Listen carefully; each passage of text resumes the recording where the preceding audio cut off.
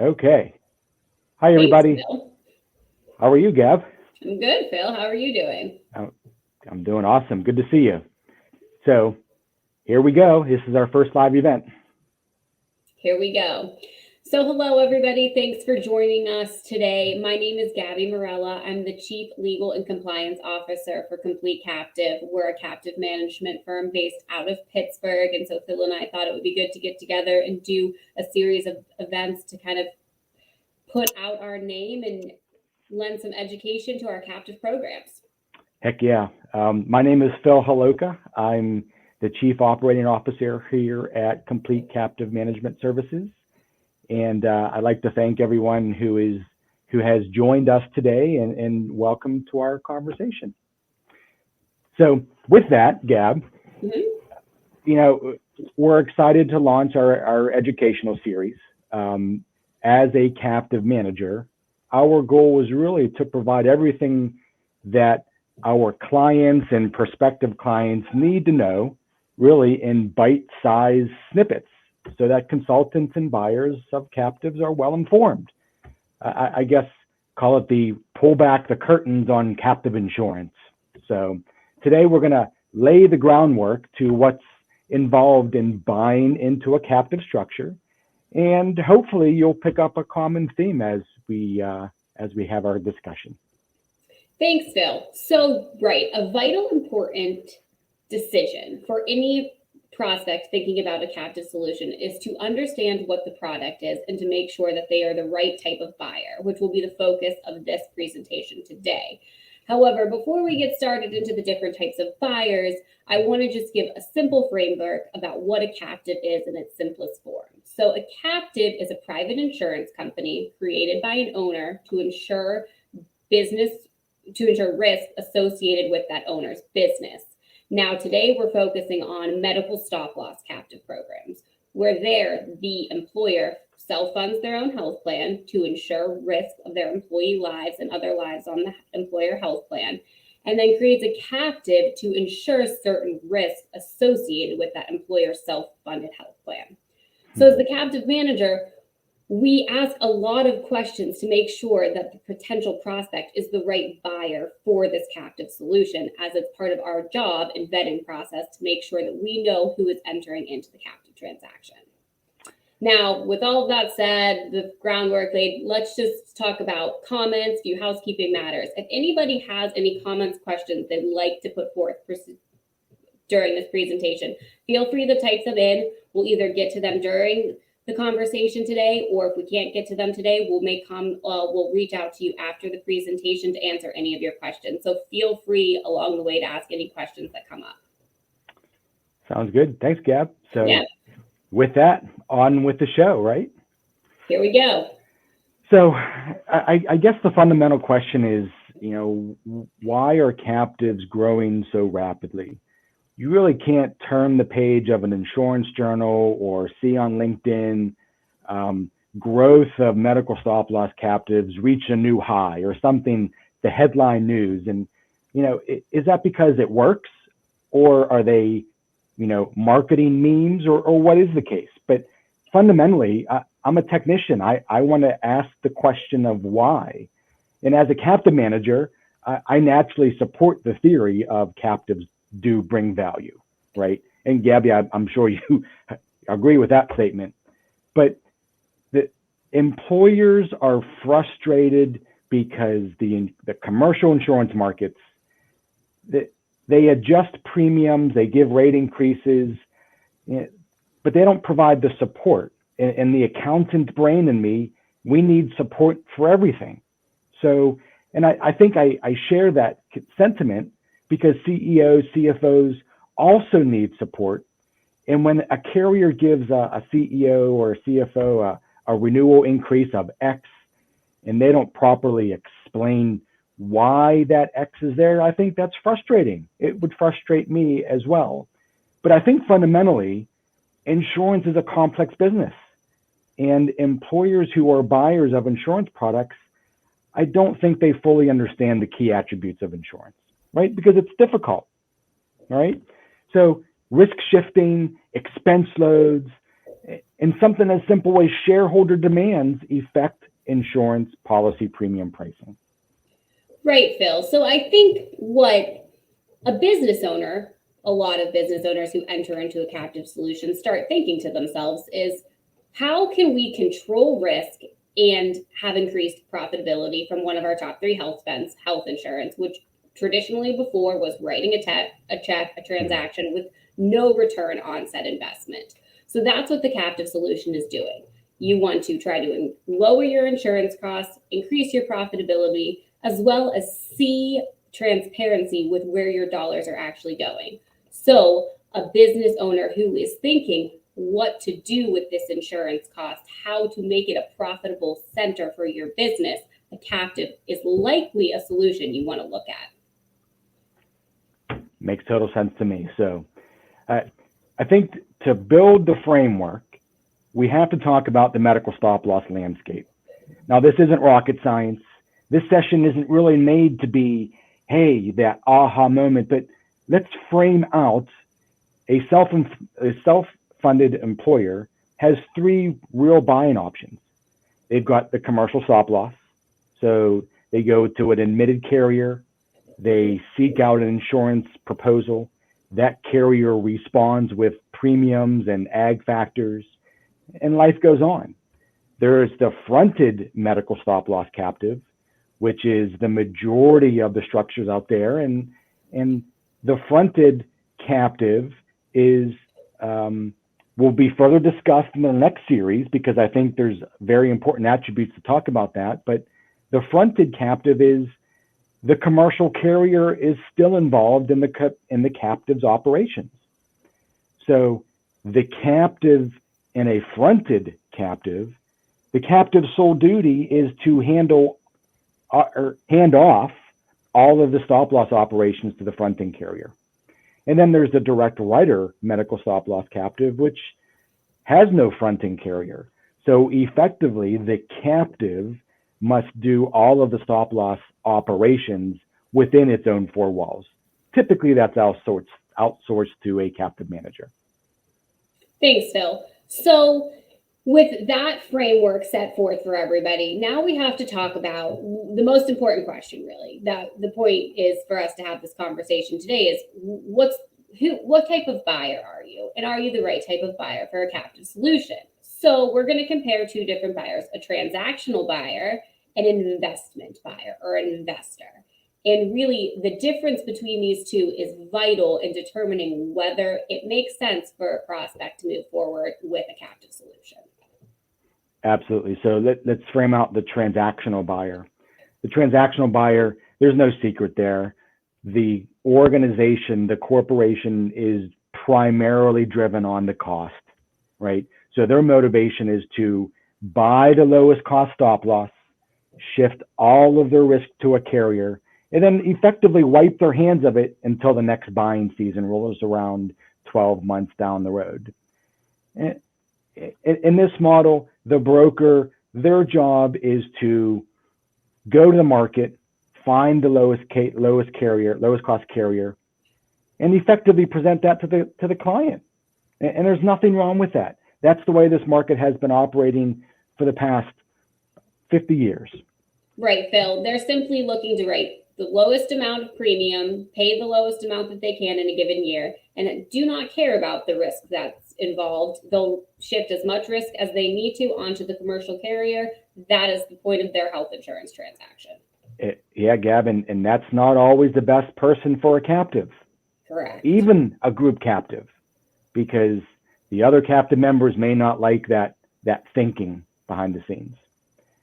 So the investor, the ideal candidate for a captive, whether it's a group captive fronted by a carrier or a direct writer, the employer needs to be an investor, okay?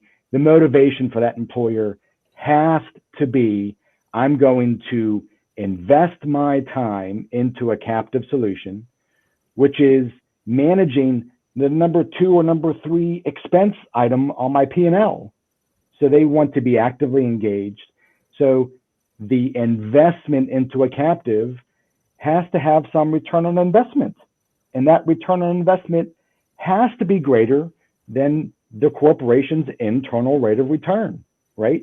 How much can they return on a dollar if they invest that dollar in their own business?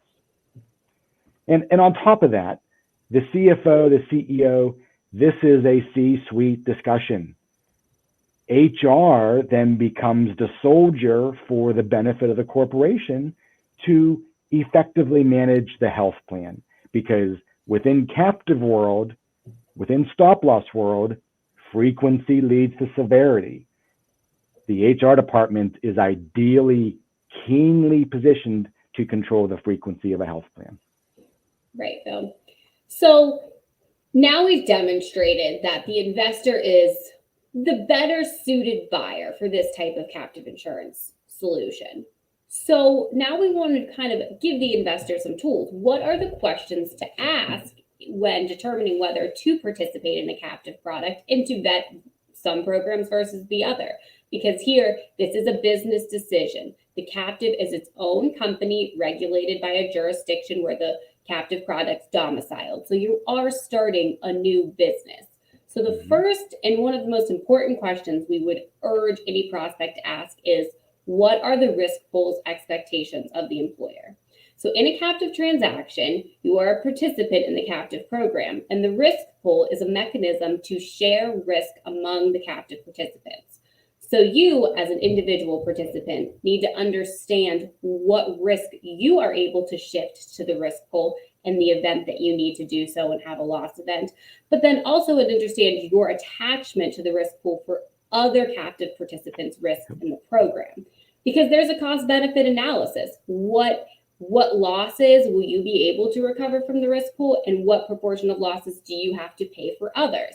But it's there as a safety mechanism for loss years, which will happen to everybody in a health insurance market. Yeah, man. That's a big deal, because not only is the risk pool expect of the members, this is where the members have to invest their time, right? Because they've got to learn and what's expected of them. And it's often the most complex part of a captive insurance transaction, because you can structure it so many different ways and you understand the premium that you're paying in, but how does it all relate together? It's a group sport. Everybody here is contributing to losses and profits in a given year. Very, very well said, yes. And the other thing, and I field this question almost every day from consultants that we are building relationships with. The question is, well, how many employers do you have in your captive, or how many employees are in your program? And my common question is, we've got a lot. However, the better question that you should ask me as the captive manager is, are you credible? And if you ask any actuary, they will say to you, 1,500 lives makes a captive credible. And what that means is they can accurately forecast with a very high certainty, 90-something plus certainty, that we can predict the future cost of medical claims within a group of 1,500. So essentially what that means is, if a captive has 1,500 lives, it doesn't matter if they have 15,000 or 150,000. You can accurately predict the future cost of medical claims with as few as 1,500 lives. Now, if you have 30,000 lives, it's a little bit better, but it's not any better that's materially better than what you can have at 1,500. So that's one important question that we field a lot.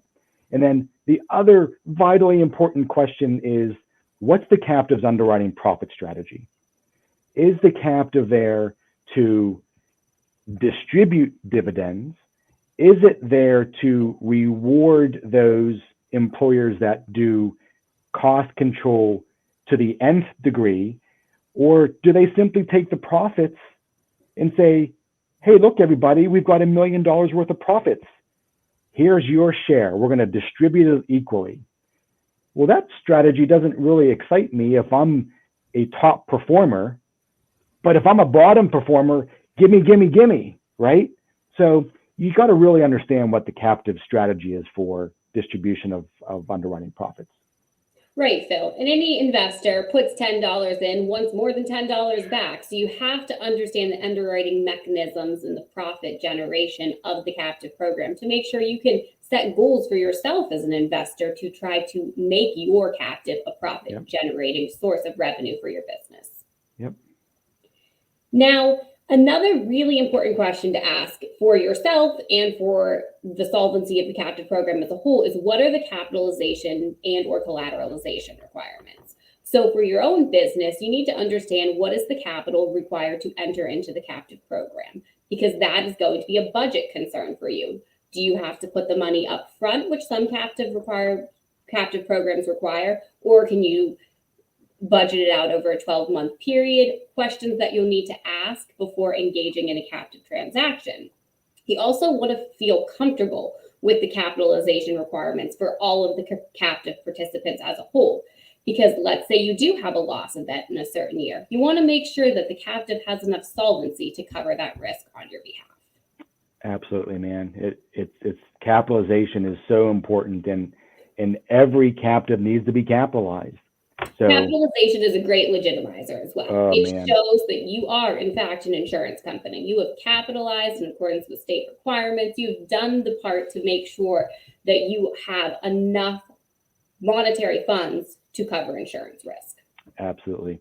The other thing that you have to consider is the administrative fee load.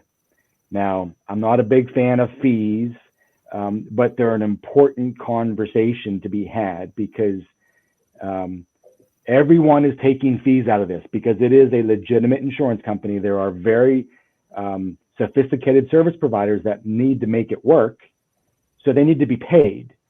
But what I like to say is, if you've seen one captive, you've seen one captive, right? So some of the things, and we're going to talk about this ad nauseum in series 3 of our lecture series, but fronting fees.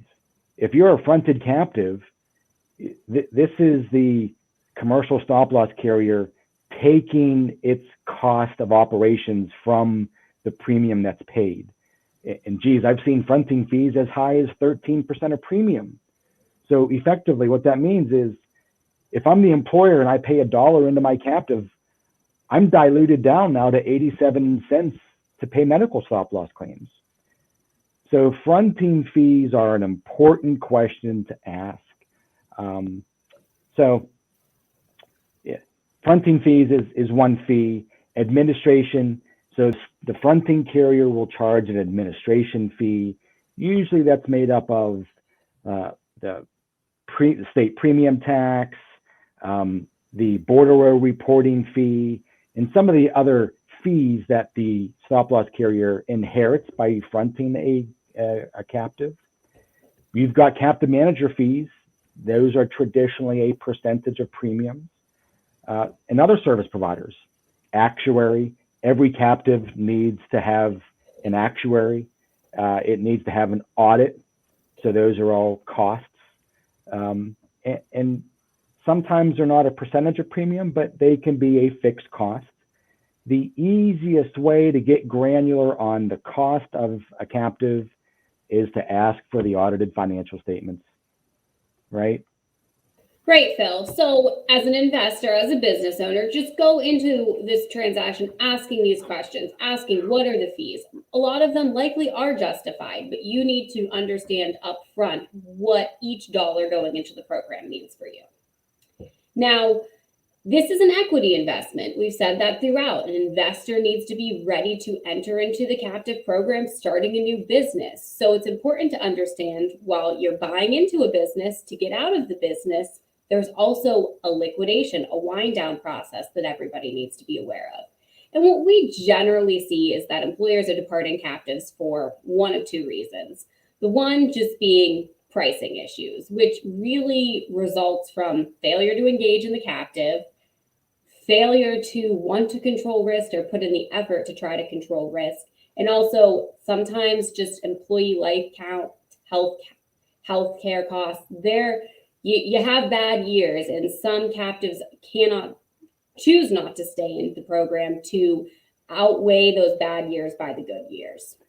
Man, I'll tell you that the number one reason that I see of employers departing captives is they joined for the wrong reasons, Gab. Right. I'll tell you, because they see the hype, they see the fun. Hey, let's go to the Grand Cayman for a board meeting. Joining that captive is the wrong reason if you just want to go to the Caymans for a meeting. It's silly. So when we vet out new members, we want to make sure that they're joining for the right reason. This is a participation sport. If the employer is not willing to participate, they're not gonna be successful long term. So employers leave for the reason Gab said, and also if I'm a really good employer and I do everything that I should be doing, and my losses are extremely suppressed, I may be getting diluted by those that may not be doing the same things that I do. So organizational culture clashing with the group captive or the captive oftentimes lead to people to leave. Right, Phil. And so, we always say members, participants, you're going to have good years, you're going to have bad years. But those who have bad years, stay in the program, have your good years bolster up your position. That's the long-term investment mentality that we like to see from participants, because that's when the captive solution really works for groups, to be honest. And another thing to think about is if you come in as a transaction and you depart the captive early, you could lose certain monetary benefits that were promoted to you or offered through the captive, such as underwriting profits, capital, and or profit sharing mechanisms. And here, this isn't meant to punish individuals, groups from leaving the captive program, but it's a solvency concern for captives because you come in with the intention of this being a business decision and staying in it for multiple years. Good years outweigh the bad, so on and so forth. And if you depart suddenly, the captive needs to have a mechanism to make sure that they're solvent and can cover any risk associated with your captive. That's entirely right, because regulators of our captives, right? The state regulator wants to see stable financial statements.